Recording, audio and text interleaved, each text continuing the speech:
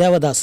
54ஆம் வருஷம் அதிகமாக கலெக்ஷன் பார்த்த படம் எம்ஜிஆரை சூப்பர் ஸ்டாராக ஆக்கிய மலைக்கல்லன்.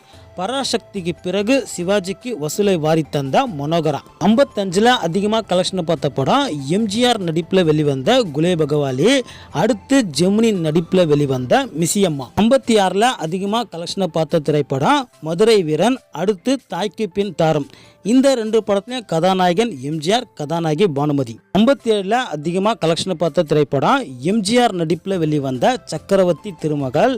அடுத்து ஜெமினி என்டிஆர் நடிப்பில் வெளிவந்த மாயபஜார்.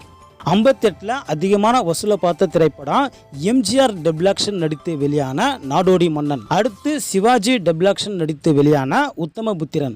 59ல் அதிகமான வசூலை பார்த்த திரைப்படம் சிவாஜி நடிப்பில் வெளிவந்த வீரபாண்டிய கட்டபொம்மன். அடுத்து ஜெமினி நடிப்பில் வெளிவந்த கல்யாண பரிசு.